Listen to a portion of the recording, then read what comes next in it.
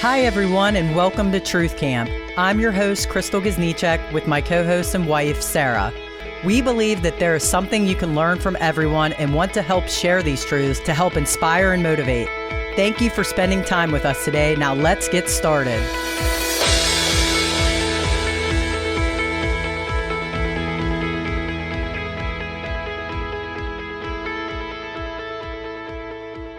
Hi, everyone, and welcome to Truth Camp. I'm here with my lovely wife, Sarah, and butter biscuits, of course, on the table. And we have a good guest today, Gerald Charlton, and he is the owner of Veggies N in Pittsburgh. Very good vegan catering service, and you work festivals, and don't you have like pop-up locations where you can buy meals as well? We do like 5-course dinners, buffet style, prepared meals. That's like our base was like the prepared meals. Okay. Yeah. And is your menu still changing weekly? Yeah. Okay. So you weekly. Change it on a Wednesday and it drops Thursday. Is that correct? It's supposed to be Tuesday, but we get sidetracked and it's like, I forgot to put the menu out. And it's always every Wednesday. Every Wednesday it ends up. So it's supposed to be Tuesday, but we're gonna say Wednesday. So if people don't know about this, though, his food is amazing, like really, really good, very flavorful, unique creations. And I'm assuming you're the one that's kind of the brain behind. Oh yeah, it's a team effort for sure. Like I was like doing it by myself. It's like when you get one of those ideas, like, oh, this sounds good, let's do this. But now you like create this. We cultivated a team. My buddy Phil, like anytime I don't have like all the answers, I always like, Phil, what can we do? So it's like he's definitely like been a big help to like take the weight off of my back. Cause always trying. It's cause again, it's pressure with that. So it's like, oh, I got help now. I can use my help. It was definitely the best Thanksgiving dinner we've ever had when we did Friendsgiving. Oh yeah, with Lindsay. It was nice. Oh my God, we like just sat and ate. Like you didn't want to stop because you're like didn't want to end on this note. Like you wanted to try something else. It was so good. Yeah. And that like she's who put us on to you because I know she's always popping in and seeing where you're at. So we are eternally grateful for Lindsay for turning us on. But we want to totally dive in because we've been like talking off camera. We definitely want to know like all about you and your life. So like let's start there because I totally want to know how Veggies N got its name and got its startings. But like tell us about you. Yeah, like where did you grow up and how did you like? Yeah, for sure. Grew up in Garfield. It's like you could say it's just in the projects, like lower class. I guess if you want to put a label on it, call it lower class.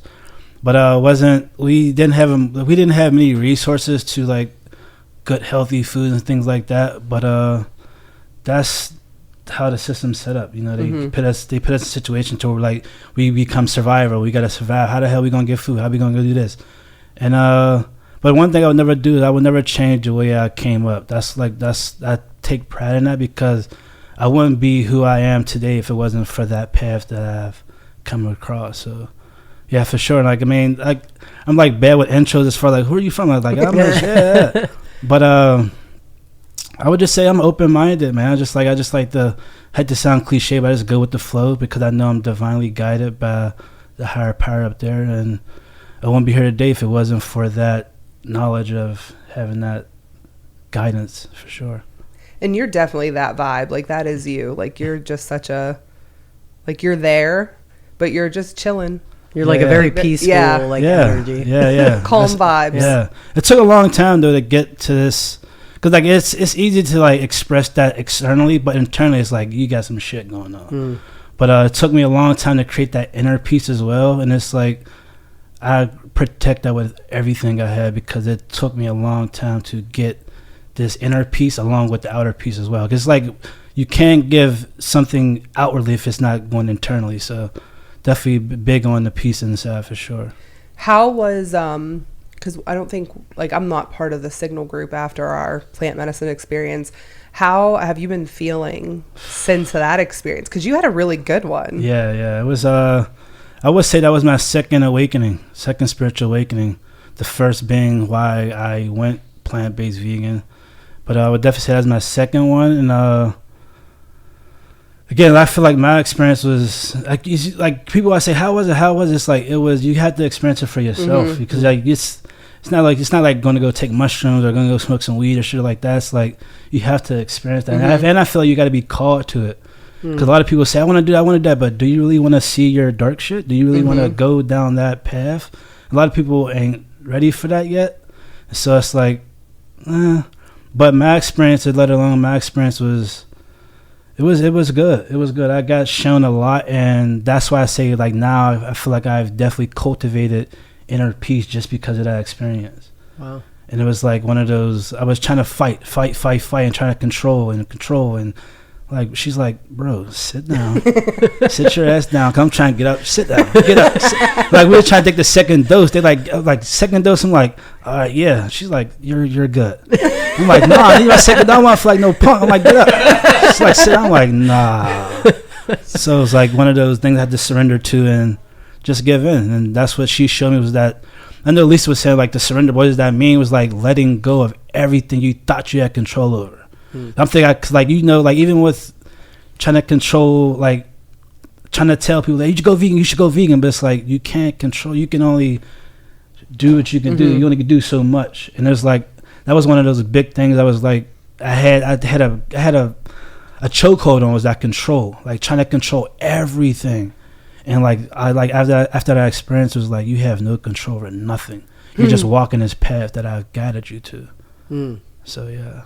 You had like, I remember looking over at you at one point, because you were like almost directly across from me, and you were just sitting there with like the biggest smile on your face, like I'm like, yeah, he had a good time. Like, it was good. Yeah, it was wonderful. It is nice to see that people had like such good experiences, and I think as a whole it was nothing but good.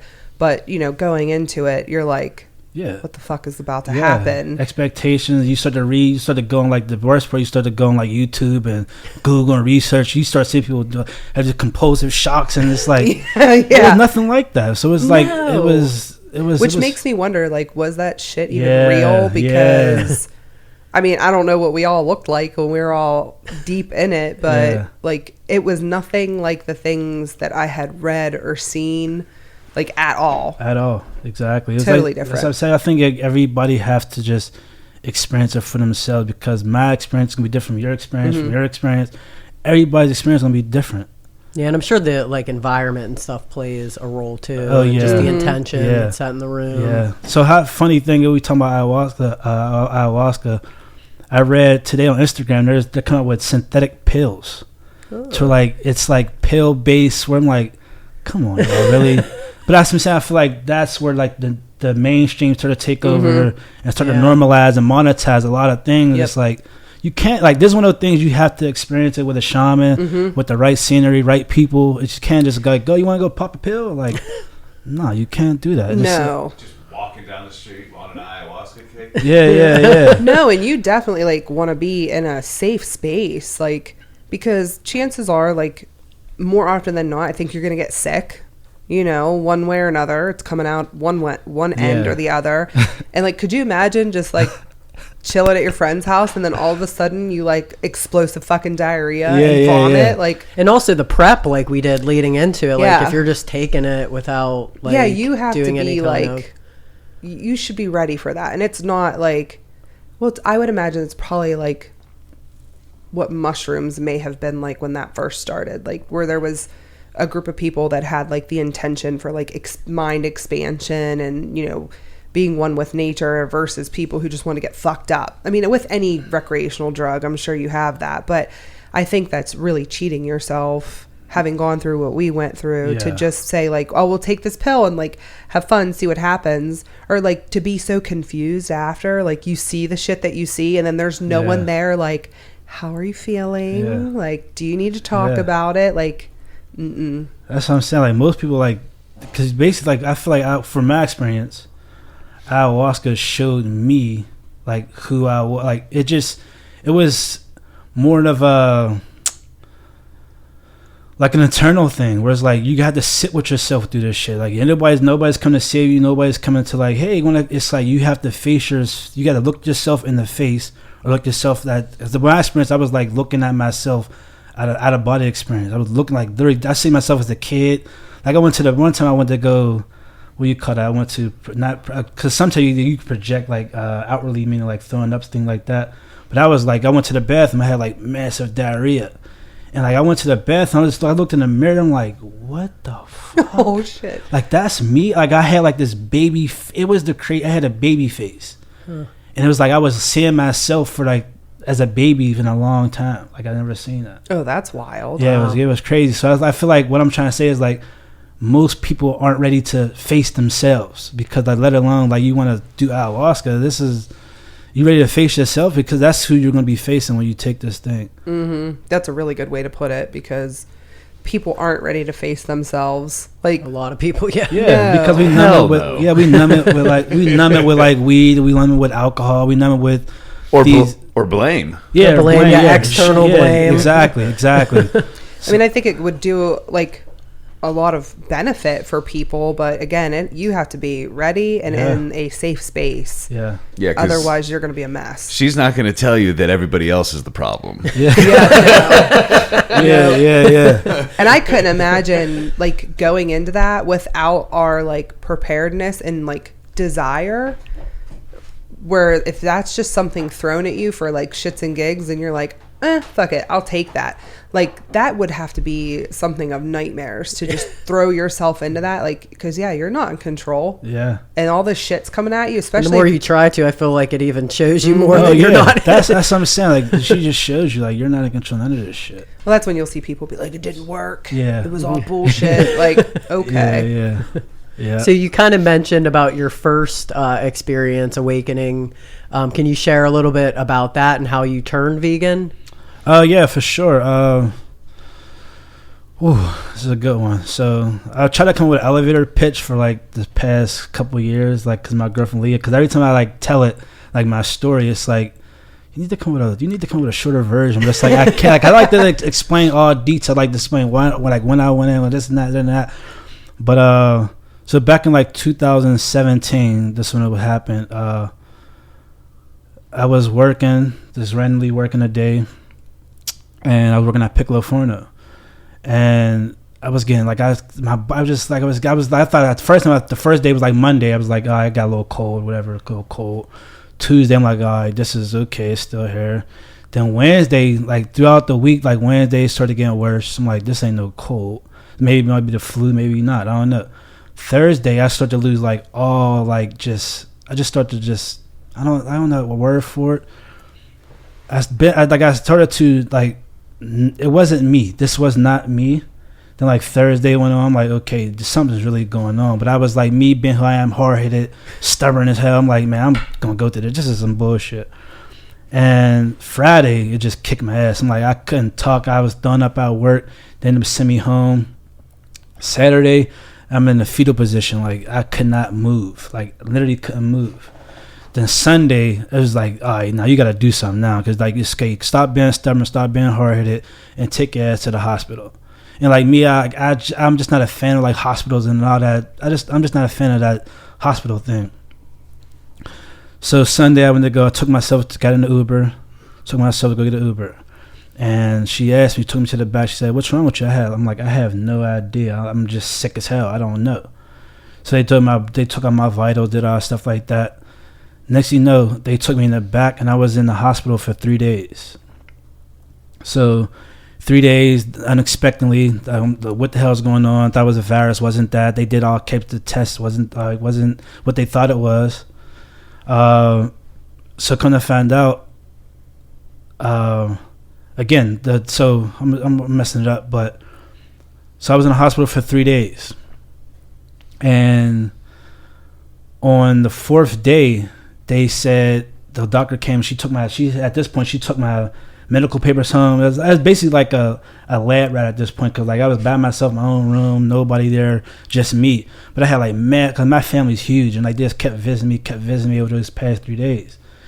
And the doctor was like working on me the most. Like this one lady, she came in, she was like, Gerald, I have no idea what's wrong with you.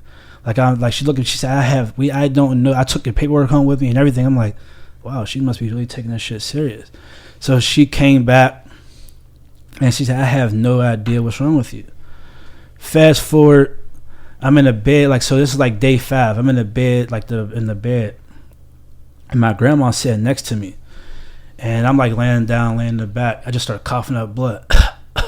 Blood was everywhere. I'm like, what the hell? So my grandma went and I got people. They rushed me upstairs. They I think what had happened when they took me upstairs, they took a bone, like bone trans, like they was taking like bone out of my side of my hip to do like tests. They thought I had like bone cancer or something like that. Because at this point they did every test you could think of: CAT scan, EKG, blood, test me for AIDS. And everything was normal. Everything was normal. Wow. Everything was normal. So I'm like, what the?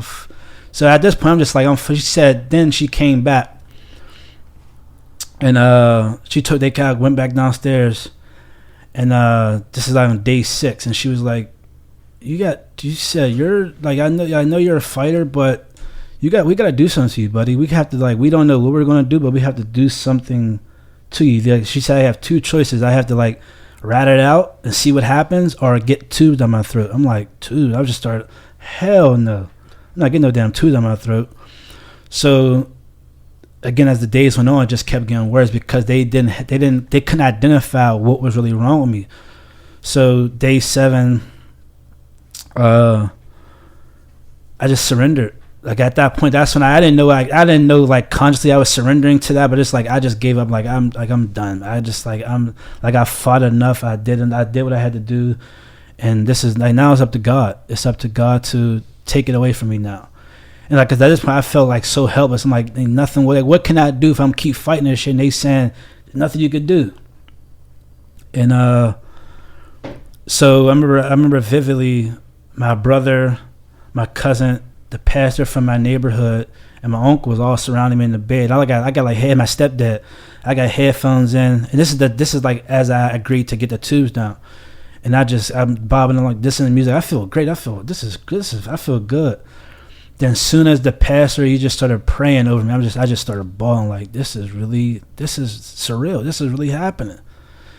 And from there, I have no like what happened after that. Like as far as like the medical, like what happened to me after that. All I know is I woke up in another hospital with tubes coming out of my neck. I had tubes coming out of my neck, tubes on my throat. I had the catheter. I had things coming out of my groin. I was like, what the hell? But now I'm conscious. Like I feel like they said I was like out of it for like 2 weeks. Oh, wow. Like I was out of it for like 2 weeks. Yeah, so I was like it's called ECMO machine. So basically, if you look it up, it's like a machine that regulates and oxygenizes your blood. So it's like you oxygize like your blood work and everything like that. Because like at this point, kind of like in a coma when they're doing basically, it? Okay. yeah. So like I was, like I said, they did like basically a surgery, and I have no idea how to spell this. EC, yeah, it's right there. So yeah, so that right there. Okay. So this machine was running your body. Yeah. So yeah, exactly. So that was that's what I was on. Yeah. Wow. And a lot of people, and like fun fact, like a lot of people don't make it out of that situation because it's like it's normally for, like you said, people like older people, like heart failure, things like that nature. So I'm like, okay, but we got different definitions of fun facts. Oh yeah, right. But yeah, so I woke up and all this was happened, and so I remember like as I was like able to like recognize and see what was going on. I remember like all my boys and my people was like around me, and I remember my goddaughters at the end of the bed. Like everybody else was just like blinders on. I just focused on her. Like, oh, I'm like, that's my baby right there. And like I told her, and I grabbed her hand. I just touched her hand, and like that's when I'm like, okay, this is. I'm still here. Cause this one I'm having like wild, vivid. My dreams are just like crazy. Like I was telling my boy the other day, like one of the dreams I had, this might sound wild and crazy, but I was in a room with like people with white coats, but the people with white coats were reptilian looking things. And they had like these clipboards, and I was like in this. I had, again, like everything I had externally had an internal world. I was dreaming about like all this stuff in my neck, these things, these tubes. And it was like a science project. And fast forward, I I was able to basically I was making progress, and they transferred me to the ICU unit, and I remember that thing, like after like 2 days after I was like able to like see what was going on, I was getting my tubes out my throat like 2 days later, and I was like sitting in the bed, and the lady walked past, black lady walked past, and the nurse was like, you know who that is? I'm like, no. I mean, I couldn't talk, so I'm like, mm-mm. She's like, that's the lady who saved your life. I'm like, I just started crying. I'm like, what the fuck? Like, this is like, I'm like, I mean, like everything just seems so fake. I'm like, this is really happening to me. Like, out of all people in the world, me. Like, what? Like, I've never done any bad thing. I might have did some shit like stole or some like thing like that. But like, as far as like for me to take on this, I'm like, what the hell? Like, why me? Why me? So I kept asking. I just kept questioning God, like, why me? Why me? But I'll get to the why part later on. But so yeah, get my tubes out, and I sort of got like that was like, if I can be a person to explain like how does life feel when you're coming out of the womb, that's how I felt. Like when they took those tubes out, I just took this deep breath, like, and I was like, I taken my first breath for like ever. It was like the craziest shit, and I was just like, oh my God, like it was one of the wildest experiences ever. So then fast forward, I get transferred upstairs, and the doctor, he came out, he's like grabbed me, he's like, hey Frog. I'm like, because Frog's like, that's my nickname. So I'm like, how the hell you know my name? He's like, yeah, they called me like my room number was like E27, so that's what they were calling me like the whole time. They're like, yeah, your name was E27. But he knew my name from like my parents, and like all my family stuff was there, so he was calling me by name. So it was like, how the hell does dude know my name? But I'm all over the place with this story, because like, every time it always changes too. Like I'm found like different little things I can like add in and take out and like stuff like that. But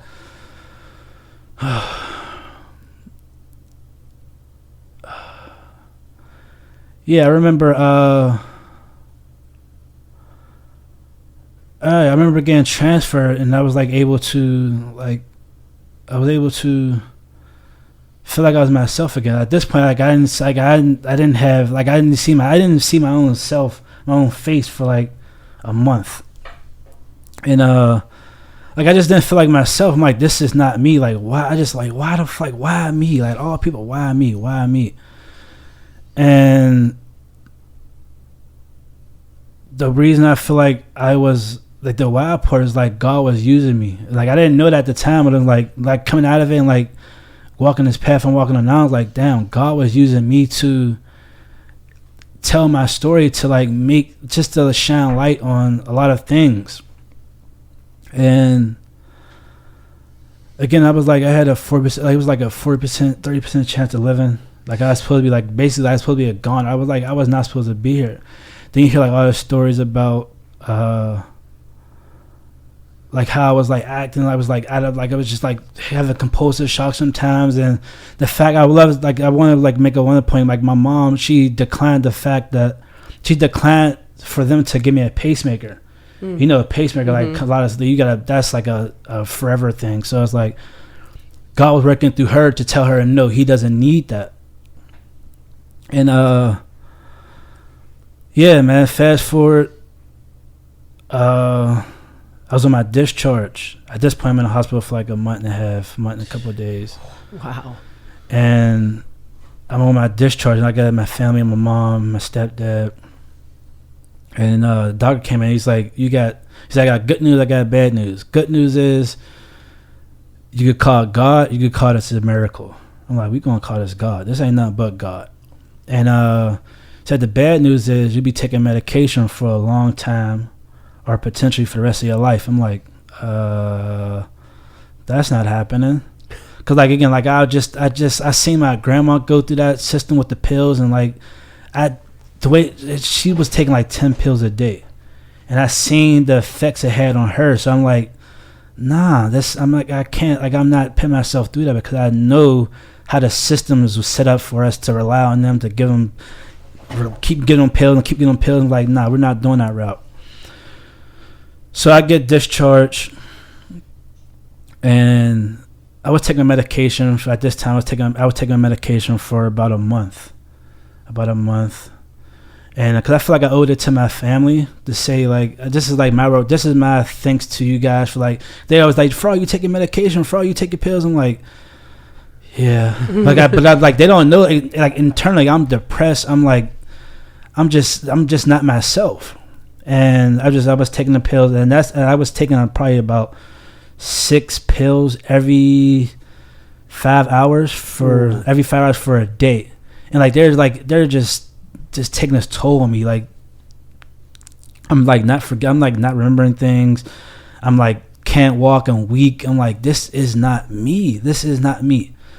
And so a month passed, and I'm like I'm done. I can't do this shit no more.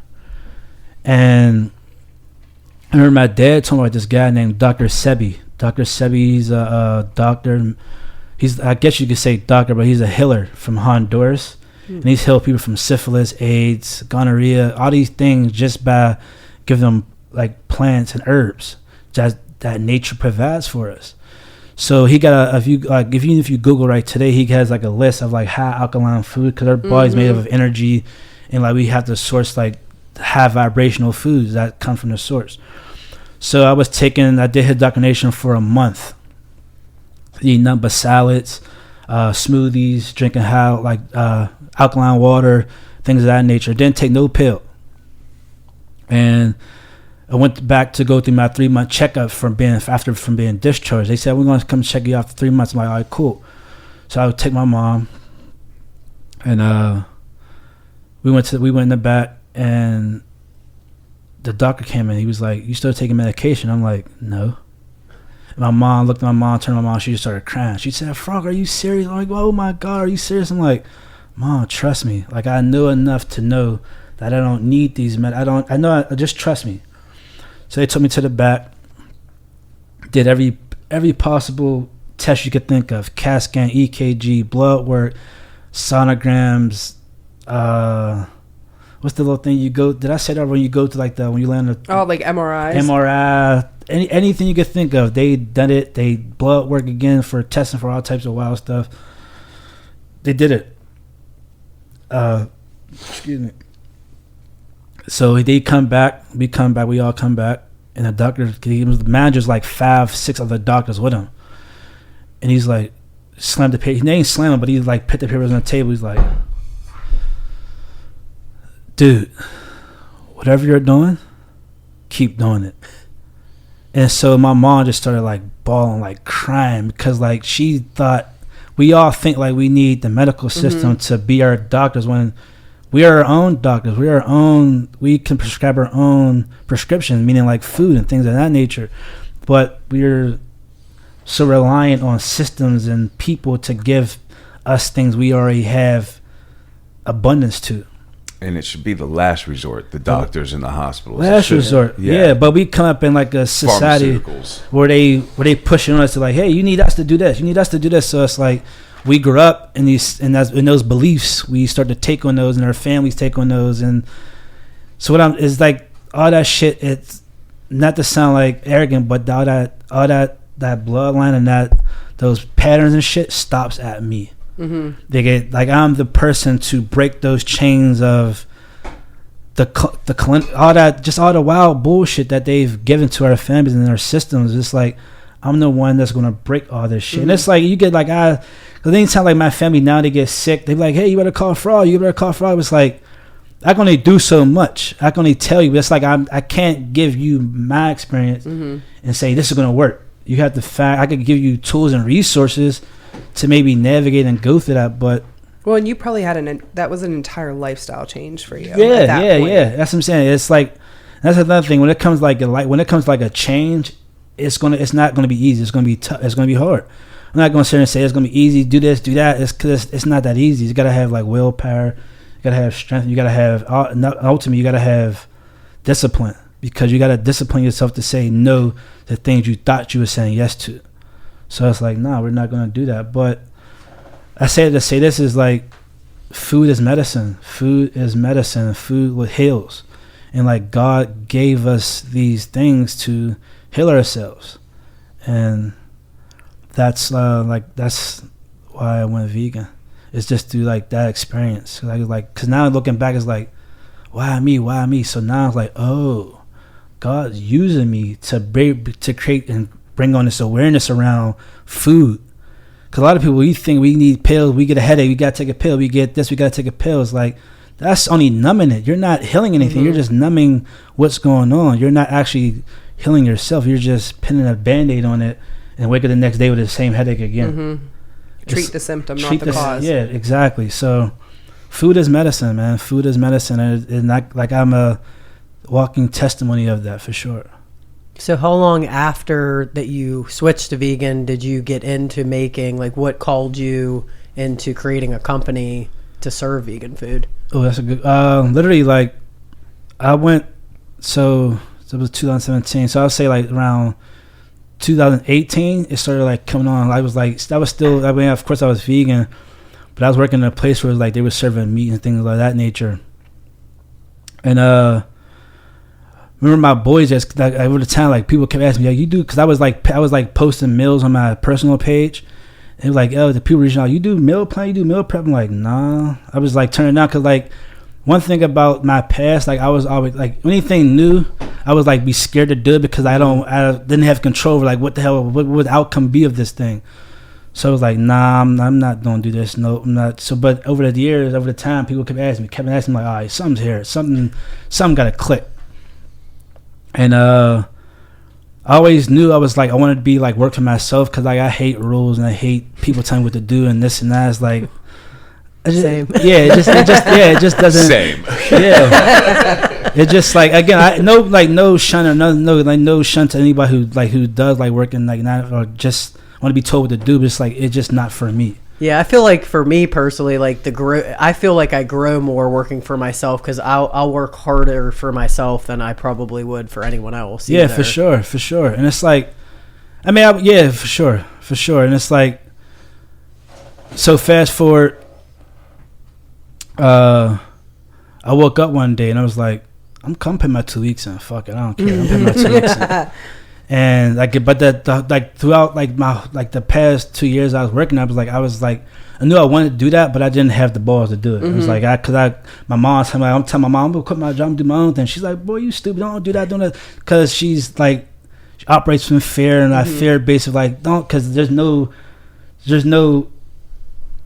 nothing guaranteed if you take this path. And it's like I just said, fuck it, whatever. It's like I'm gonna take this path. And I just trusted the universe, trusted God, and put my 2 weeks in.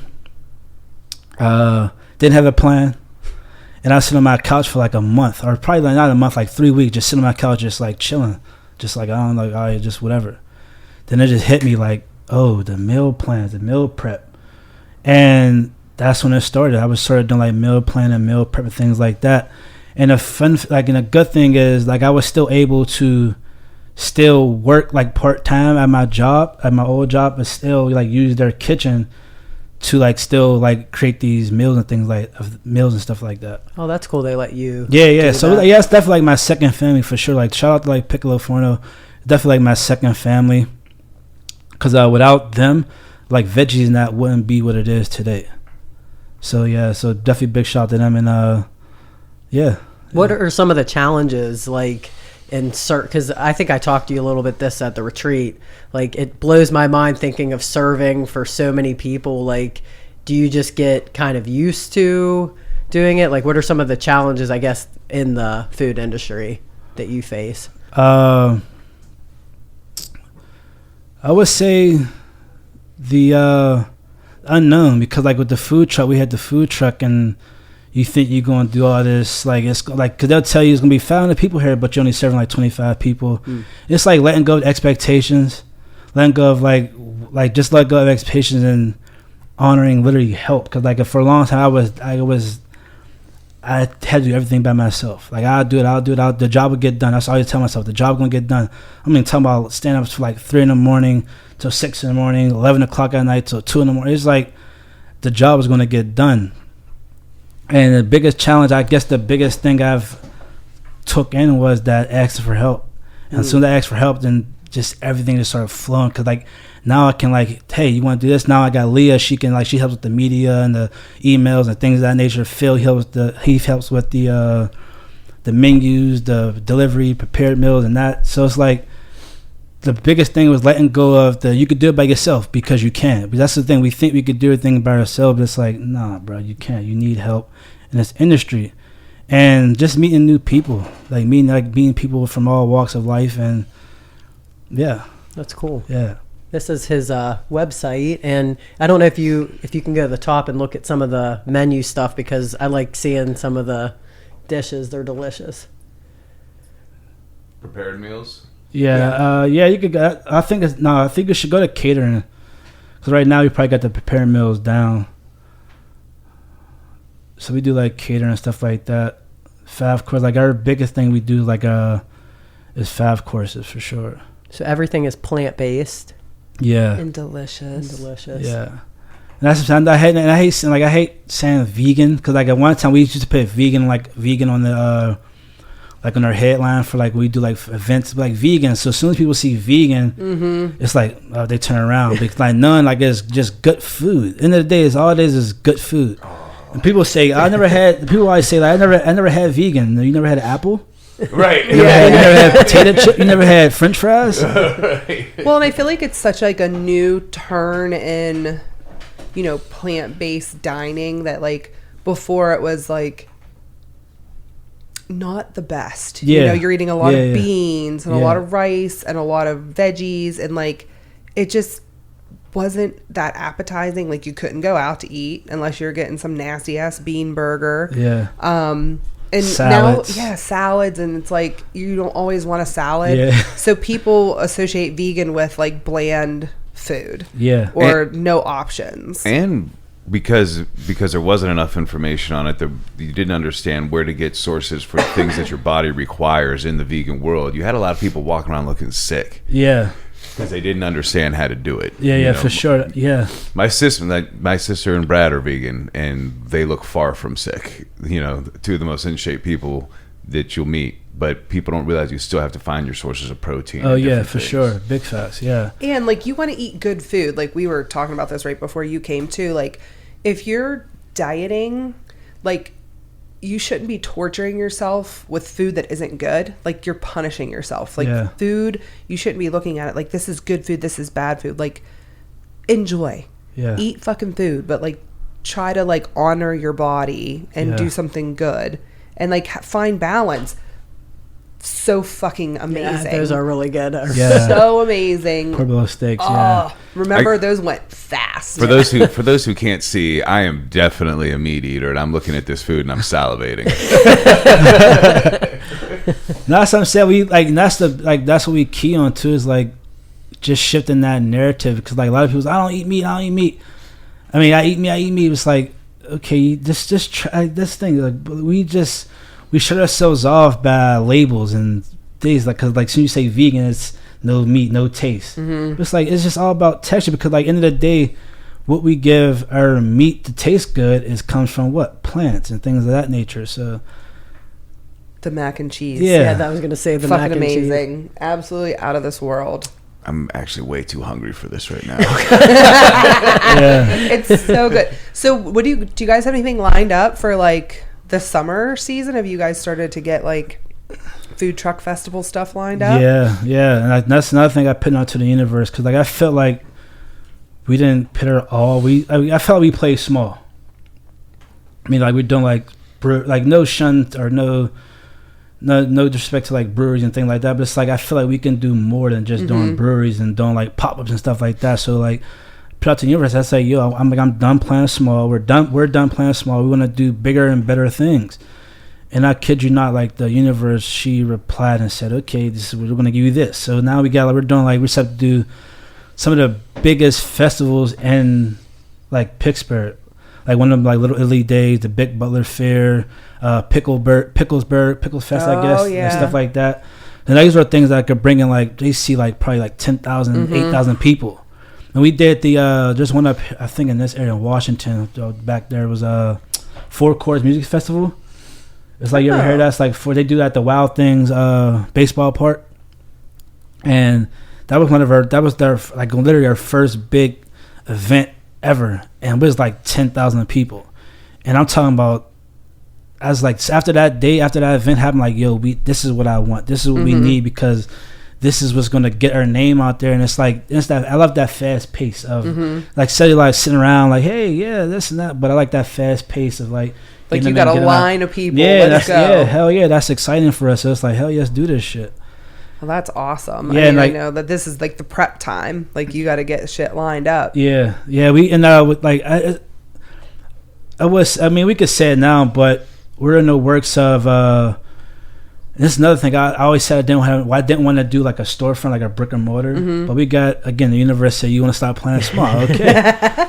And we had the opportunity to be in one of this. It's called It's called the Bakery Square Galley. So basically, the concept is like an incubator for 4 storefront restaurants. Ooh. And like it's like 4 different small businesses. They come into, and like this, it's a potential to take that and create your own brick and mortar and things of that nature. But they give you like a startup. It's like a restaurant setup where you got the whole kitchen staff, you got to plate it up nice and everything like that. And I'm like, all right, shit, the universe is not playing. So that's in the talks. I don't want to say we're that's confirmed, but it's on the table for us to, if we want to do that, it's on the table for us to take it. So just got to put the right plan and the right people in place to like see how this is going to work. Because I definitely don't want to give up the food truck, because like that's our baby, and I want to like make sure that is doing well. I want to like just, hey, the food truck, whatever. But I still want to have that. But you just gotta create the right people, create the right plans, and the right solution to make it happen for sure. Well, that sounds super awesome. Like, I hope whatever is meant to work out does. But yeah, that would be really cool too. Yeah, because it seems like, I mean, like even people from this area, like they'll go to you. And people travel to Pittsburgh all the time for different things. And I mean, especially if you're looking for plant-based, there's nothing here. Yeah. And if you just want to try some good food, like, you got to go to Pittsburgh. Yeah. That's another thing too, is like there's one called Apteca, and they just got rewarded with the James Beard Award. They got the James Beard Award. It's like basically like the Grammys for like food. Yeah. So it's like they get that award, and it's like it brings attention and spotlight and highlight their food. Because at the end of the day, it's like good food is good food. Like, take the label off and give me like a plate of just seasoned, colorful food. I'm like, I'm not gonna. That's vegan. It's just good food. And the meaning, like the reason why I say that, because like now that they got all that attention on them for being plant based in Pittsburgh, so like in their lines be out the door like packed. So now you can't get into like Apteca. What's the next option in Pittsburgh? Veggies in that. So it's like I've taken my hat off to them, because like they're bringing more awareness around plants and the vegetarian community. So it's like big shout out to Apteca for sure. That definitely is a competition. For a long time, like their food is it's unmatched. It's just good food. And like that's the thing, you get like when you eat food, you could taste the love in it. You could taste like actual love into this food, because like you go to like a restaurant, you can say you get a frozen patty, it's like, oh, this is a frozen patty.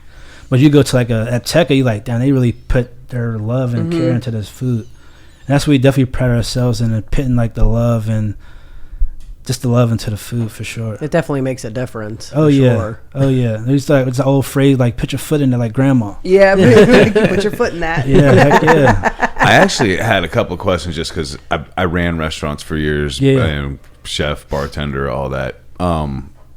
You do the meal prep out of the food truck? No, so we got a commissary kitchen on the north side called Fulton Commons. Okay. And that's our home base for our home kitchen. That's what we do, like all of our catering, prep, and things like that. Yeah, because I would imagine that would be a lot to do out of a food truck. Heck yeah. We have a guy here who does meal prep. It's not vegan. I think he offers some options now, but he has a very small kitchen. And I was thinking, man, a food truck would be even smaller. Yeah. So if you had your own spot as you grow, but your brick and mortar, I think that's a great idea, to be honest with you. No, for sure. Like I said, that's one of those things, like, I've been in that field for like a long time. Like, I was a little back. I was like in the food industry. I worked in that Piccolo Forno for like 12 years. Oh yeah. And I seen like the chaos and like what all of that bring is like you gotta be responsible for a lot of people. You gotta wear a lot of hats. Yeah. And like I didn't want to take on that job, but this opportunity now is like it's if I ever was to open like a big brick and mortar, it'll be like more intimate, like 20 people tops. Just make it like small, intimate, because like I feel like you don't have to put everything, or you have to put everything all at once. It's like you can. You're absolutely right. I think the best place I ever worked at or saw really was the first Bachtown in Robinson, and one of the biggest things is that it was a smaller place. It's almost like you can't fail at that point if you're not too big. And she screwed up by opening a second place and making it real big, but like it was huge. She saw people standing at the door, have to wait too long and leave, and she'd be like, "That's money walking out the door." Like, no, that money's going to come back. Yeah. They're not going to say like, "Oh, this place is so busy, we should never come here." Right. It's like I find it so much more pleasurable, and like what's a deterrent to me to going out to eat is I don't like all that chaos. I don't like feeling rushed and like sensory overload. Like, it is so nice to just go somewhere small and sit down, and like you don't feel rushed. The food's good. There's not a million people in there. The turnover isn't high, and like it's just like a chill vibe. And like that, I don't know, like to me it feels like more exclusive, and I like that. Like, it's just special. Like we have a couple restaurants around here that started out really small and then they got bigger, and I still hear people say like, "Oh, I wish that, like, I missed the restaurant when it was in that little house, and remember how it was like when it was like that, and the food was better." Plus, I mean, I don't know, I've never cooked in a restaurant, but I feel like when you start cooking on a macro level like that, you lose something. Yeah, for sure. And that's why we pride ourselves in those 5-course dinners. Like we do it out. Like Leah, she does all the decoration and the menus, and we make it like it's an experience because like we're putting everything we have. Like we're getting all of our resources. Like Leah does all that. She's good with like the plating, and not the plating, but the table is set up and the dinerware, things of that nature. And I'm good with the food, and me and Phil, so we pit everything to make this a wonderful experience for people. Like, damn, that was an experience. Yeah. And there's people that they just want to go out to eat. They'll go to fucking Applebee's. They don't give a shit. They just want food quick, right now, done in front of them. And then there's people who are like, I'll wait an hour and a half, no, for sure, 2 hours, or I'll call and make my reservations because I want to go chill with my friends and sit here and have an intimate experience with good food. Like, you're catering to two different types of people, and there's a market for everybody. And I think that restaurants are lacking in that small market. Like, that's what I love about bigger cities is you find that and you're like, that's the best fucking food I've ever had because it was in this hole in the wall. And then you always remember it, because I can tell you every single place we went on vacation, like the best food place from that place, like in Portland, that one vegan restaurant we went to, and it was kind of intimate and more small. Every time we would travel, we would find this tiny little place and then we would be like, well, let's go try that. And then we would never go anywhere else the entire time we were on vacation because it was the whole experience. The staff, the environment, the food, like it made it so pleasant. Like Portland, the place in downtown Denver, that little place that we went down in Florida, and what was that, Cortez?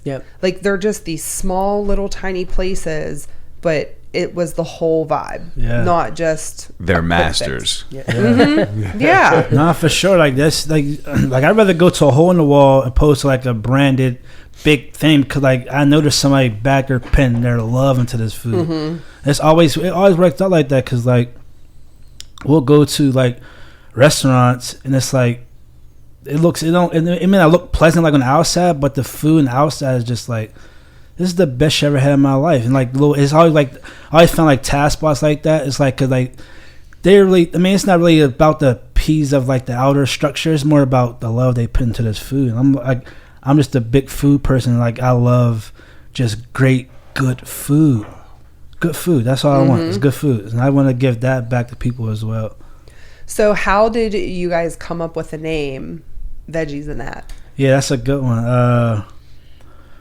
So I was like posting pictures on my personal page, And the lady from Veg Fest, is it Veg Fest? Yeah, Veg Fest is like one of those, it's like a big vegan festival where it's like 100 to 200 some vendors, and it's like one of the biggest vegan expo thingy-majiggies in Pittsburgh. And at the time, she just seen my work from my personal page, because one of her brother-in-law worked at Pickle with me, and we started following each other. And she was vegan, so she started sort of like liking my picture, stuff like that. And she came across, she said, "Hey, do you want to do Veg Fest this year?" I'm like, "Hell yeah, let's do it." Yeah. She's like, "You got a name?" I'm like, no, I don't have a name. So she like, so me and her was like, she said, "Yeah, we just come with a name." So like literally in that text thread, like for 30 minutes, we're just going back and forth about the possibilities of me going to Veg Fest. And I'm like, yeah, what about, because my first ever name I thought of was digestible food. Digestible art. So it's like, because I like making things look nice and pretty and stuff like that. So I'm like, yeah, it's digestible art, or yeah, digestible art. And she's like, nah. It's a mouthful. Yeah. Yeah. So I'm like, we started playing around with words. I'm like, what about, she said, well, something with veggies in it. I'm like, ooh, yeah, veggies. I'm like, what about in that? She said, oh my God, that's it. So literally went from like, come up with, she said in veggies, and me putting that Pittsburgh slang on it called in that. And that's what we came up with veggie nut, because like in that part can be it could be any other thing, like veggie nut. We do merch, we do catering, we do all these things in that too. So it's like a play on Pittsburghese and just a fun way to like incorporate Pittsburgh. So now like you said, we came with the word veggies in that, and like and even with the logo too, is like my friend. It's a great logo. I love that. Yeah. And like I always try to work, not always try, but I work backwards. Like how would this look on merch? Like how would this look on a poster? Like how would this look on a T-shirt, a hat? And I just said, she came with one. We had like a circular kind of logo. I'm like, nah, that's not it. So I came over her house the next day, and she showed me this. I'm like, yes, this is it. Cause I said I want like simplicity, clean lines, and straightforward. And that's what she heard me, and she came with this, and now we got veggies in that. Yeah, I love that. I love it too. It is very clean. Yeah, it's just like I just like clean lines. Just it's basic but pops. Yeah, like even exactly. seeing it on your water bottle there. Yeah, you know what I mean. Like it pops. Yeah. Sometimes we do like if we even I have like our T-shirt on. I always get compliments when we're out of town. That's a cool shirt. It's just like it's appealing, and it's like it's straightforward, but it's like direct to like the eye, and it's like that's a cool ass shirt. Like, hey, thank you. Veggies and that. Now let me tell you about my business. Yeah, right, sure. That's definitely a plug. Sure. Like, where'd you get that? Like, shameful plug. Hey, I'm glad you asked. Yeah, I'm glad you asked. Yeah, I really do. I love everything that you do, and I'm like so grateful for Lindsay for like turning us on to it, because it is good ass fucking food. What's your you said delivery? What's your delivery range? I think like 25 miles. I think the first we ever went to was like Beaver. Okay. Like out in that area. Yeah, so yeah. like we were trying to like actually get a pickup spot for that area. So like maybe like you guys get like Ohio people could come out that way. Cause like I don't know how far y'all guys are from Beaver County. It's about a half an hour. Like half hour. Yeah, it's honestly about the same as Robinson. Yeah. So like that's so that's same. Yeah. So we wanted to like make it like a pickup spot. So like other people, like instead of coming all the way to Pittsburgh to come get your food, you could like have a pickup and come get the food there. But definitely still in the works of trying to get more pickup spots, because I feel like when we do this brick and mortar, I said when we do, so I mean we're gonna do it. So when we do this brick and mortar thing, it's gonna like create more opportunities, and like how can we get your food other than just here? So It's like that opens a new window for people to explore, and like, oh, you live out Robinson, yeah, we could do that. You live out in Ohio, we could do that. So do you guys get a lot of calls to cater like weddings? Oh yeah, yeah, we I do, could like, see you guys being huge, because there's nothing. Yeah, believe it or not, we did about 3 weddings last year, working on about 4 more this year. Oh, that's coming awesome. up. And we're doing like 2 retreats. We're doing like the food for 2 retreats, women's retreats.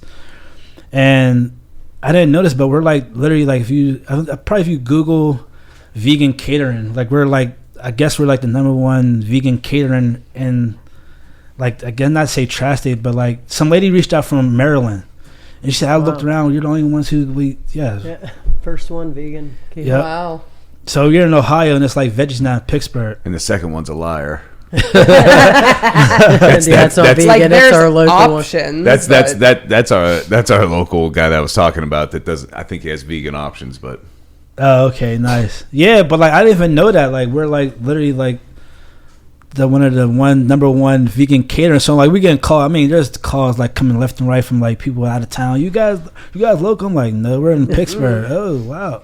And I'm sure like it's got to be daunting because it sounds like to me like at the heart like you really love the food truck and like, you know, 5-course, like the small aspect of it. Yeah. But this has like the potential to go Yeah. huge and in so many different avenues. Yeah. So I could only imagine that it's very challenging, like the want to do that. But then, like you said, you're pulled in all these different directions, and then finding good people to operate this for you while like following your vision. Yeah. Like that's got to be really difficult. No, for sure. Like I pride myself on energy.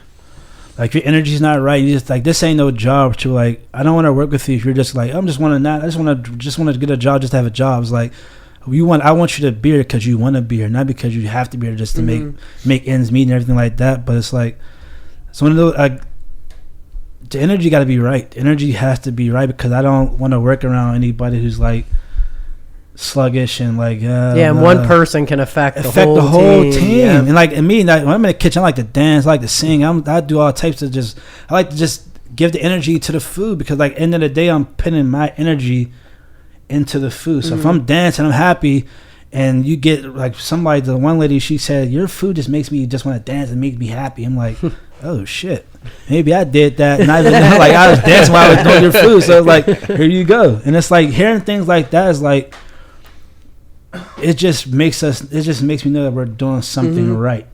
And again, like I'm just all about like I love small, just intimate thing because like you can't feel like when you start to like scale up, you start to lose the touch with the food. But it's like you gotta mix so much. It's like you start to lose touch with like the actual embodying of like the abundance of like the food and flavor and stuff like that. So we definitely gonna keep it like small, intimate. Like I said, if I was ever to open up a restaurant, it will definitely still be 20 seats. Like, not 20 seats. Like, yeah, I would say like 20 seats because, like, it's just something about that intimate, small setting because, like, everybody's able to get an experience as opposed to, like, get a waiter who don't want to be here because she's crying about table 5, ain't getting this and that. And it's like, nah, we want to create a whole... Coked out baby daddy. Yeah. Or you have the restaurants person are wild. That came in and they're like not happy because they don't like whatever fucking topping you put on something. Like, no, like you order it, this is how you get it. No, this for is sure. This is how it's happening. For sure. I feel like you need to think about like branches almost at some point of your business because like I think with the way your thought process works, though, your eye for branding, and the untapped market that you're in, I mean, the possibilities are endless. No, I mean, for sure. I mean, with that kind of pop and logo and stuff like that, I mean, I could easily see it almost besides your intimate stuff that you already do, like having like almost like a chain of like almost Chipotle style vegan places that doesn't even fucking exist. Yeah. You know what I mean? So. That's another thing. That's a great point because another thing I'm working on is like creating recipes because like I don't cook with recipes. I just literally cook from like the filling. Like I just like if this like I taste it, needs a little salt. That's like my energy knows how much salt to put in there, opposed to like looking through a book and like trying to like get a teaspoon of it. It's like it's too much. I just want to like go with the flow and just cook with my heart and my soul. But you're starting to realize when working with a team, it slows you down because you just gotta stop what you're doing every time to go with them. So that's what I'm saying. So now we creating systems in place to like I don't have to be like that. Like honestly, I'm trying to like I'm trying to be able to a spot where like I don't have to be there all the time. I can always trust people. Like, hey, you got a recipe? You need me after this? Call me. But if you don't, recipes, prep lists, all that right there. Yeah. So it's like me get out of my comfort zone and out of my own way to be like to welcome in new thing. Because again, for a long time, it was like I was always doing it by myself. Yeah. So now I have help and I need help. Yeah, you're too big. Yeah, just now we have to create a system like, oh, I don't have to be here. You could do this. All right, cool. Yeah, but now you don't have to work 14-hour days, 7 days a week. Man, and then I'm sure there's some days where you're just like, I don't want to taste any more stuff. I don't want to eat any more stuff right now. Like, I'm just tired. Yeah, like, for sure. We don't know. Yeah, like honestly, like a fun fact for me. It's just a fun fact. It's a good callback. like anytime I'm cooking, like we do like meal preps, or anytime I'm cooking the food, like I don't like some people take it home. I don't eat the food I cook, believe it or not. Like if I'm at home, I'll cook a whole different meal opposed to like you already got food ready to go, you can take it home. But I'm like, I smelled it all day, I tasted it all day. Yep. I don't want to like, it's boring to me now. Yeah. So now I want to give this experience to somebody else. So like, I looked at my damn what was that, the Grubhub bill? I'm like, what?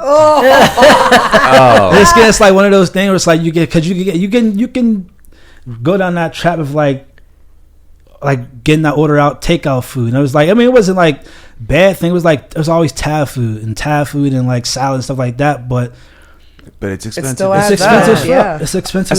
I messaged them the other day because we've talked about this. I spent like $18 on a Blizzard the other day. Because the delivery fee, the tip, it's not the driver's fault that they're adding up all these costs. I got to make sure I tip the driver. No, for sure.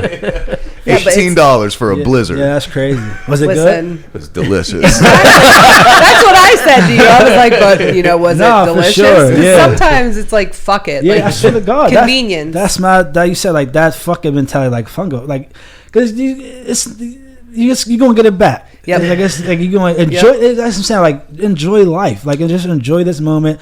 You don't have to cook. You can just literally take off your shoes, take a shower, and get food delivered to your door. I'm gonna enjoy the fuck out of this. Yeah, and if you're gonna do it, you might as well enjoy it. Don't beat yourself up over it. And like you might be this way too. Like I want to cook when I enjoy it and I have the time. Yes. And it's like. Yes. I want to have fun in the kitchen. Yes. Like, and I get in there and I'm like, a little bit of this, a little bit of that. Like, what ingredients do we have? And it's fun. The second it becomes like, okay, you have 10 minutes to make something, I'm done. Yeah. You fucking order something. Somebody else can do it because I'm disinterested and it's going to fuck up my whole flow. And it's not going to be good and I'm irritated about it. So no chop for you? You would never go on Chopped? I would never go on Chopped. Fuck yeah, I would. Yeah. I like, you know what I like is like, I'll tell her like, she'll be like, will you cook? And I'm like, if you lay everything out, like, I don't care. Lay it out. Go pick out all the ingredients and lay it out and I'll make something. To me, like, it's I'm taking that. I'm going to use that. You have to do it. It's fun. It makes it fun because you're like. It's like surprise ingredients. Yeah. It's like Chopped. Right? What do you want? Now, I can't be handling somebody yelling at me or something. Yeah. But when you make it fun, then like you enjoy cooking. To me, it's the cleaning. Yeah. Afterwards, I cook. She cleans. Yeah. She loves to clean. Like she does not mind. My dogs ain't cleaning. And I'm not patient for cooking. Like you are patient with cooking. I just want it to get done. So I know like you actually like just your flavors and stuff are so much better than what I create. Well, you gotta like we were making taught me, though. Soup the other day, and I was like, you gotta slow down. Season this shit. Like you gotta let it cook. You gotta let this go. You gotta do that, and like. That's you're just so it's because of how you work out and stuff. Like by the time you're done, you're so fucking hungry. You would eat anything.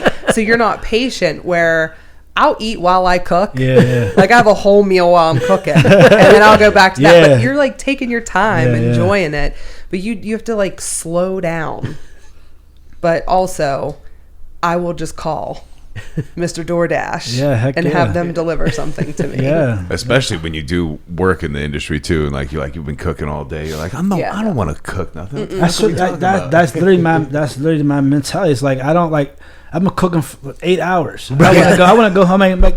Granted, my girl, like, she definitely cooks, but it's like let's just take a night off and let's just order some food. That's like it's easy. This the easy way out. It's like a cop out, but still like I come home to chill. Yeah, exactly. No, for sure. Yeah. I just want to chill. Let's just chill, put a movie on, relax, and just Yeah, you're done standing. You're done thinking. Yeah. Like you're just nope. Somebody else can do that. The for job me. is done. Let's just hang out with each other. So let's just chill.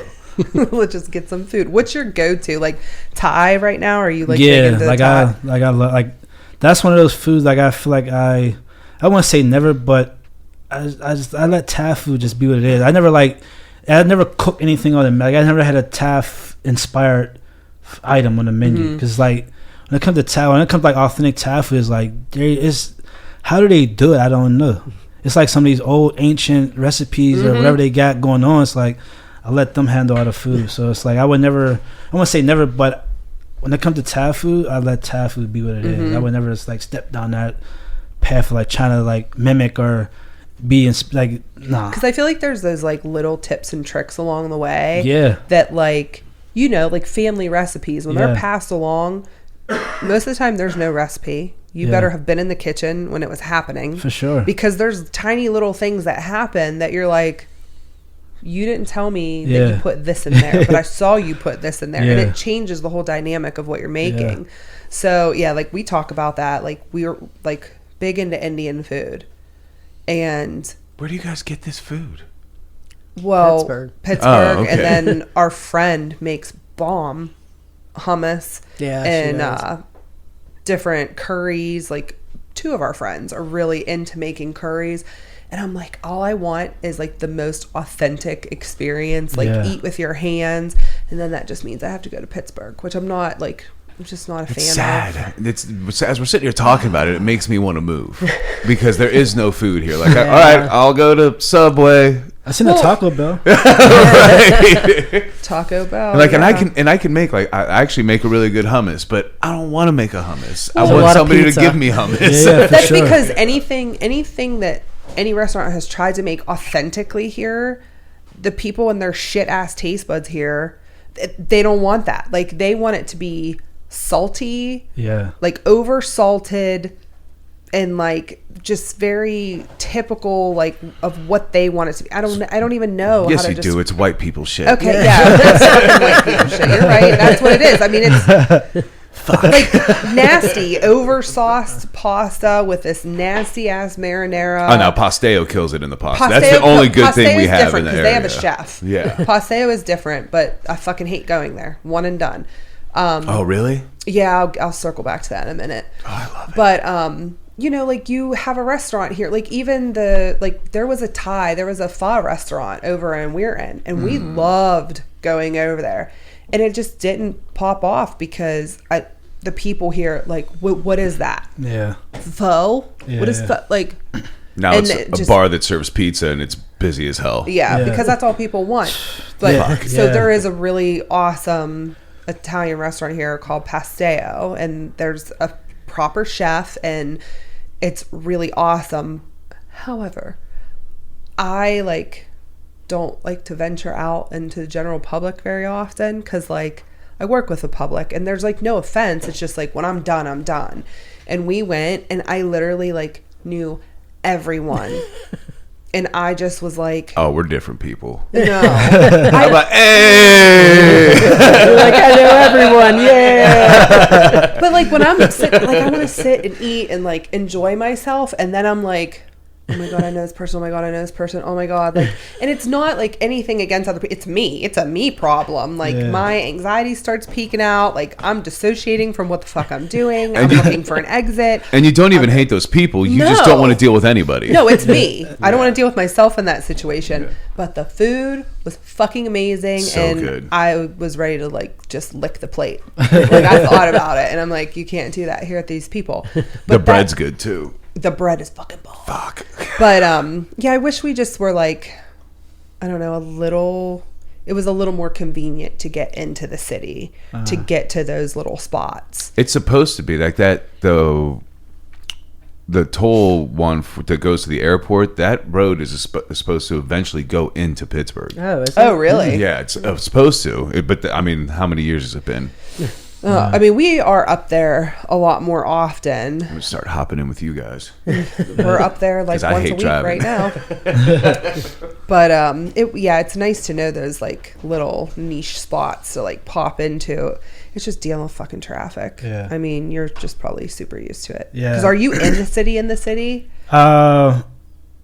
Yeah, I mean, where I'm at home, we live in Bloomfield, so it's like in the city. But our like the commissary kitchen is in like by where Esquire Stadium is, like still where the Steelers play at. Yeah. Oh, we're right there. Oh, okay. Yeah. So you're just so we're like, and then you can get all the good stuff delivered to you. Yeah. When you're already in the city, though, it isn't bad going through. No. It's like getting in. Nah, you just walk. Yeah, right? No, for sure. Take the T. Yeah. Yeah, I don't mind it once we're already there, but like getting there is just. We just have Traffic. food-wise, we just have like zero culture here, and it's unfortunate. Like for some reason, it's just now hitting me, and it's making me really sad. No, well, the sad thing is like we have culture, but the age demographic that dominates in this area, all they can fucking taste at this point is fucking salt and sweet. Yeah. So that's all the fuck they want. Yeah. And they want it cheap and fast. And like we went to Lowe's the other day. I'll wait 2 hours if you're giving me good food. I don't care. Well, Applebee's was fucking packed. And I don't know when the last time you've eaten anything at an Applebee's Hey, Michelin was. store? Yeah. Fucking packed every parking space. And I'm like, that food tastes like whatever preservative they package everything and freeze it with. Like, to me, that's nothing but hangover food. Yeah, for sure. Yeah, it's but terrible. it's what's popular here. Like, It's because it's cheap. And it's open. Yeah, Too many things and open they have a late. bar. Right. Well, and it's a restaurant. Like the predominant food we have in this area is fast food places, and in fact, in less than 10 miles, we have two of a lot of them. 2 McDonald's, 2 Wendy's, used to be 2 Taco Bells. Like, wow, we needed 2 of those in a 10-mile fucking span. Yeah, that's the system for you though, man. That's how they give us these bullshit ass food to now we gotta go to the hospital because we eating processed food all the damn day. One burger's 2,000 calories and you're hungry fucking 15 minutes later. Yeah, for sure, man. I mean, it is convenient because especially like if you don't know how to cook, food doesn't taste good. Yeah. Like you're like, this is not like, and I'm a bit like, it's got to be like, I want texture too. Yeah, for sure. Then you're just like, fuck it, I'll eat whatever. And the cost of cooking your own food can be pricey. Yeah. Like especially if you don't know, like if you're not a good person at budgeting, like how much per meal. Like you could fuck around and spend a lot of money on something that you're not real happy with. Yeah. But I like cooking. I would much rather cook. I think that's one of those necessity everybody not say cook great food, but just know how to cook for yourself. Because again, like we're relying on other people to cook for us, then how if that person is gone, how the hell are we gonna get food? Like now our next step is Taco Bell, KFC, things of that nature. So it's like I feel like that's one of the things we can just like if everybody just simple shit, not trying to like compete or be competitive. Like I want to make this fancy and this and that. It's like, and then even when people cook for me, they be so intimidated because they see like the kind of food I put out. But it's like I literally you can give me a bowl of noodles and vegetables, I'll be grateful for it because like I'm not cooking it, and it's like I'm appreciative of this meal that I don't have to cook. And it's like just cook food, man. Just cook some regular. Did you learn how to cook in school at all? Did you have like a home ec or anything like that when you were in school? I mean I did. I had the class, but I didn't go. You did? Okay. So I was like, one of those things like So who inspired you to learn how to cook? I would say this lady named Carla Branduzzi from my Piccolo Forno. She guided me to, again, like what was already written for me to go now. It was like this path is already written for me. So she was like, God worked through her to say, hey, Gerald, this is look at this. Like the first thing she told me was like garlic and onion and everything. And it's Italian food, so like they put onion and garlic and everything. And over the years, I was always like, even when I was a kid, I was like always into like Home and Garden, like Food Network, like Emeril Lagasse, like he was like he was like, I guess you could say like the Drake of like food now, like food backer. He was fun, he was cool as hell, and he like sweating. Yeah, he made good food, and it's like I was like always intrigued by people like just being. I was like I'm a creative, so I like to just watch other people be creative and whatever that may be, building, cooking, whatever it is. Like as long as you're being creative, like that'll appeal me and attract me to whatever you're doing. And just like I guess like watching like how I learn, I'm observant. I could like if I see you doing it one time, I'm gonna do it. Like I can do it because like I'm just taking everything in. Like oh shit, I could do that. And it's like over the year, just creating your own tool belt. Like oh yep, I could do that. Put that in there. Oh, do that. Yep, do that. How do you cook that? Yep, do that. And definitely, you'll say Carla Branduzzi inspired me to this cooking journey I've been on for sure. Because like you asked me 10 years, 15 years before that, I'm playing baseball. I'm gonna play a football player. Especially where I grew up at. That was the two, either the jail or playing a sport. They didn't we didn't have any like role models like you gonna do this and financial literacy and these types of things. So it's like you had to literally be out there on your own to find what you're capable of. And a lot of us don't know that because we're around the wrong people and we don't know like it's boring. But it's like no, like I thought food was boring for a minute, but it's like it started to get fun. Like oh, this is fun as hell. This is fucking cool. And Carla Branduzzi, she definitely inspired me to bring on this cooking journey for sure. I actually like that you didn't have any like culinary because it seems like in today's day and age, like sure the greats they all have their culinary degrees, but today's day and age, most of the chefs I know personally, the best ones don't have a culinary degree. The ones that have a culinary degree are kind of like psychopaths a lot of times. Yeah, for sure. I mean, because like even with that word chef, I feel like a lot of responsibility come with that. Yeah, because like chef, you gotta be this, you get this, you get that, you gotta be this. It's the business like, side. End of the day, I just cook food. So I'm like, I don't like my business card that says vegan. I want to take vegan off too, but it says vegan cook. So that's what I'm not chefing. I'm not wearing a white coat. I'm not doing anything that I don't have a knife bag. I'm just literally You're a creator. Cooking. I'm a creator. I'm just creating food. That's what we're doing, creating food. Want some? He's like, what you got in there, man? But like I just hate that chef word, man. I don't hate it. It's like no shunt to anybody who goes by the word chef. But I hated it when it was. I took over for a chef, and I was the manager, and I didn't like when people called me that. But then when I went to Posteo, the chef there, who's a legit chef, he walked up to me and he was like, "Hey, I've had your food. Your food is amazing, chef." And I was like, "Oh shit." Yeah. Like, okay, I'll take it now. Yeah. I think a lot of times with that chef, like ego and arrogance, and like, cause I mean, just from my experience, what I've seen chefs. Like, I work around chefs, like actually who call themselves chefs. Like I've seen.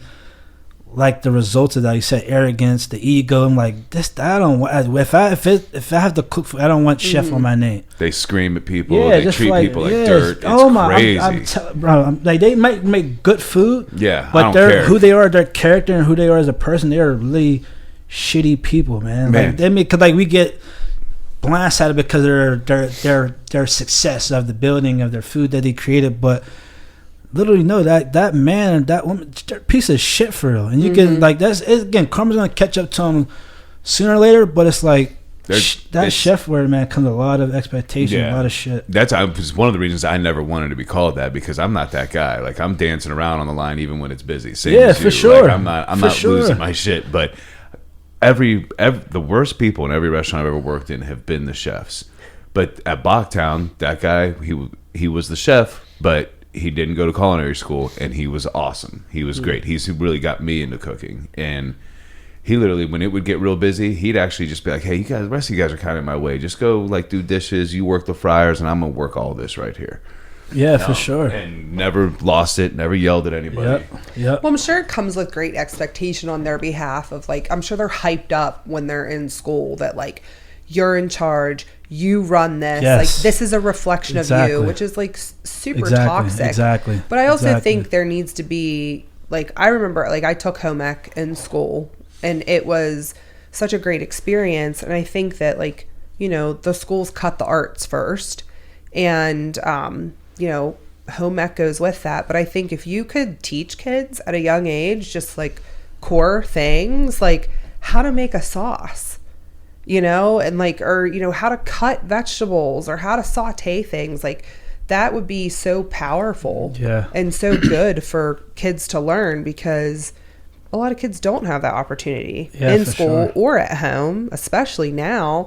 And when you see someone as a chef, like, again, not to take away, but like what you learned how to make all these fancy sauces, and you learned how to use the equipment and, you know, these different types of meats and stuff. Like, okay, cool. But like giving someone the creative power to just be like, just do it. Like whatever you like, somebody else is probably going to like. Exactly. That's like, I'm big on like with the kids, because like they're the future, and like they are the ones who's going to like take over this whatever. Like I feel like I'm gonna be like, I want to be able to leave a legacy of an ancestor to like, hey, I left something here, opposed to like leaving like the building with my name on it, things like that. I want to leave something that you can learn from, as far as like if that's mental, physically, spiritually, whatever that case may be.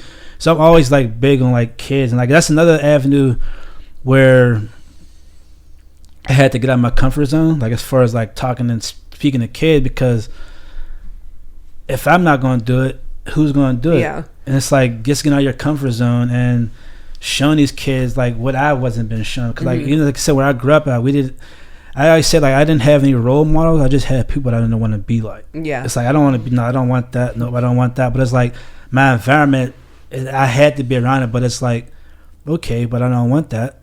And I just want to like give kids an opportunity to do for self, because we rely on our mom to do things for us and this and that, and like a lot of things I grew up learning how to do is like I taught myself, because like again, mom was working, dad wasn't around, things of that nature, but it's still like I had to like learn somehow. And again, like just learning from maybe it's again the TV, but now TV is so toxic with all this bullshit in it. But we put people in the right places to be able to give these kids like an opportunity to, like you said, to be creative. Like I'm gonna give you something, like you said, lay it all on the table and just see what you could do with it. Yeah. Opposed to saying, do this, no, don't do that, put that with that, and that. It's like just let them just see what they come up with. Yeah. Then we can like go back and fix, or not fix, but adjust and help, and just like give our experience and like our knowledge on what we can.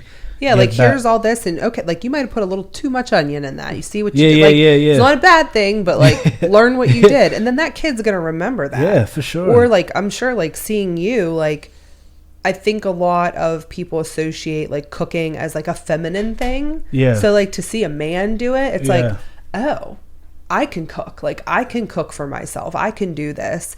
And then too, like you said, they're not relying on like a toxic TV character. Yeah. Like they're just learning a life skill that like maybe they're actually really good at, and maybe it can carry over and like gives them something else to look forward to. Or just, hey, when you get to college, your mom can't fucking cook for you anymore, and you're not going to eat pizza the whole time. So fucking cook. Exactly. That's what I said. I just feel like I feel like that's a life skill. I feel like we all should have. Yeah. Like even if it's like not to the extreme where you're like making these fast, but you should know basic, how to take care of yourself. Yeah, exactly. Yeah. Basic thing to take care of self. Yeah. So that's like, because I feel like we're living in an era where like we're relying on too many people to give us things that we already could give ourselves. So everything is about comfort. Yeah. And convenience. It's definitely like hand in hand. Yeah. We're spoiled. We're super spoiled, and it's like a really awesome thing. And reality TV is poison. Well, fuck reality TV. But like convenience is great. Like the other night, you wanted a fucking Frosty, and you could get it. Yeah, but listen, like, I don't have too many $18 in my account. Yeah, that's wild. You still got it in the freezer, I hope. I said this last little bit. Right, I need this to last a week. Yeah, you get it, and then you get to the end, and you're just like, this was not. Yeah, it was good, but it wasn't $18 good. Oh, like I said, it was delicious, but no, it wasn't $18 good. It's soft serve ice cream. Oh, that's crazy. Have you ever had vegan ice cream from Jenny's? It's a chain out of like the Columbus area. Yeah. They actually got one where were that place I was talking about, the East End, where they got a storefront there. Shut up.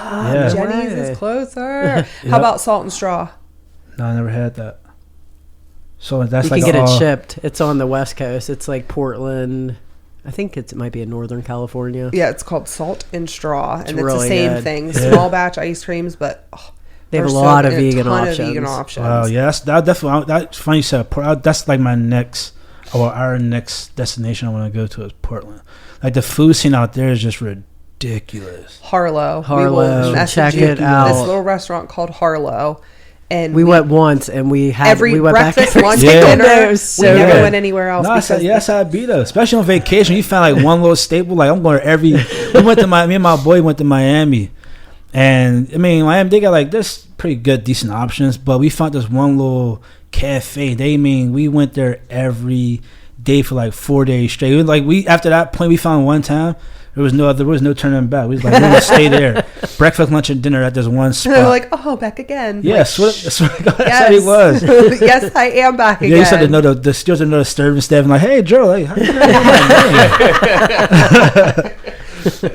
Yeah, we gotta before you guys go to Portland, we gotta tell you send you Harlow's information Yeah. because you guys will love it. You probably won't go anywhere else. It says Harlow, like Harlow, Harlow. I have Yeah. to pull it up and I'll send it to you because it was fucking amazing.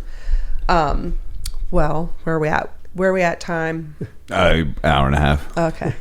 Well, About to go eat some real trash food because now Yeah. I'm starving after all this talk. We Well, don't got no good places. Hey, not even gonna lie though, but I was like, when I said I was riding past the Taco Bell, like I was like, I don't know, I might go to Taco Bell.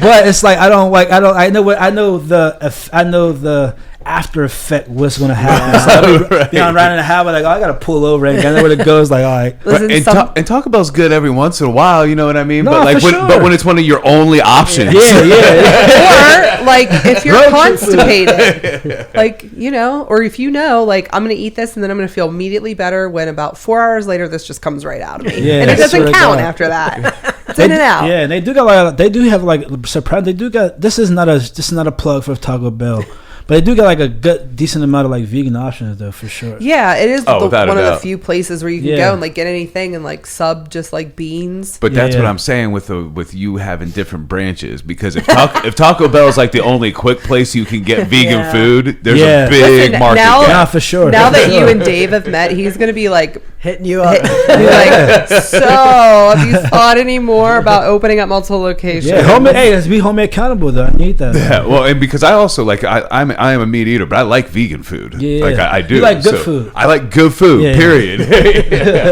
I'm still thinking about those portobello steaks on that. Yeah. Listen, I'm telling They're you, so good. those were. I'm pretty sure at our I think they were the first Friendsgiving, to they were go. the first thing that went. Yeah. Like, and Lindsay was like, you gotta get one because Mushrooms are incredible. yes, they're- They soak up. Oh. Which but one, they're so psilocybin? they were Those so, two. They're so thick. Yeah. But thank you so much for making the drive in to yeah, hang for sure. out and talk. And Butter's now obsessed with you and your water bottle. And you guys, if you're in the Pittsburgh area, which I know so many of you are, especially festival season coming up, check out Veggies N. We will make sure to get all the information posted. And then when you guys start dropping your schedule, we'll make sure to plug that up. And again, just thank you so much for sharing your story too, Yeah, because thank that was you for some having me, for wild sure. stuff. Yeah, food is medicine for sure. Living proof. Thank you, Thank Gerald. you. Thank you. Thanks guys so much. And we will see you next 2 weeks. 2 weeks. 2 weeks. Peace. Bye. All right, peace.